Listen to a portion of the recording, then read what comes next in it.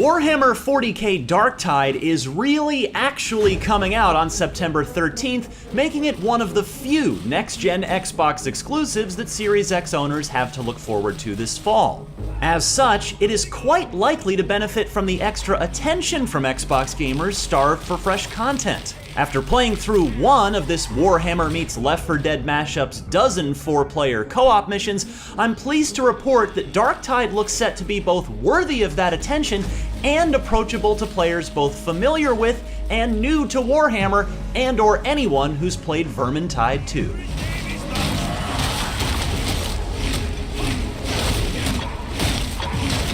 The mission I played took 30 minutes to complete and was set in a tank factory, though the developers at Fat Shark told me that most of the other missions are set in different areas of the hive, allowing for plenty of environmental variety.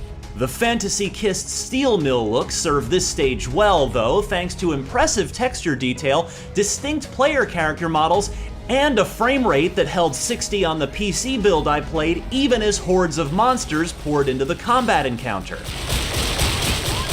I'm not kidding about the distinct character models. Each player is unique. I tend to favor tanks in class-based games, so I felt right at home in the boots of the Ogryn, a hulking brute who literally towered over not just most of the bad guys, but also my fellow heroes as well. He wields a massive combat knife I use to cut down swaths of bad guys. And his special move is a bull rush, whereby he sticks his arm out like a running back, stiff-arming his way through a secondary, knocking any enemy in his path aside like a bowling pin. But the Ogryn's not limited to melee attacks. He's also got the Warhammer equivalent of a riot shotgun.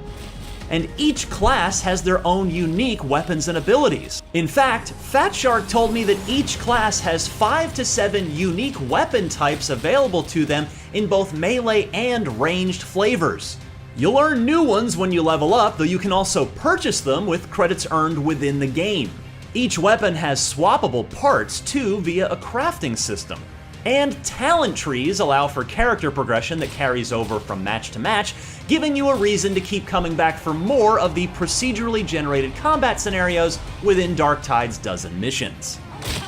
Overall, combat was quite enjoyable. My teammates and I were repeatedly cautioned by the Fat Shark developers to stick together, and it's easy to see why. Not only can dozens of enemies come barreling out of nowhere at you at any moment, but occasionally larger, stronger, and tougher mini-boss encounters do too. I saw a shielded Ogryn who proved to be an effective counter to my slow, lumbering brute because I couldn't get around to attack him from behind very quickly, and my combat knife just bounced off his massive shield when attempting to attack from the front.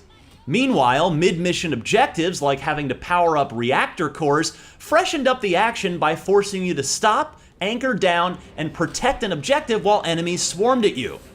I appreciated the little mini-games tied to these otherwise rudimentary moments, as sometimes you'd have to do a quick icon matching puzzle before you can proceed, all while you're getting, you guessed it, flanked from all sides.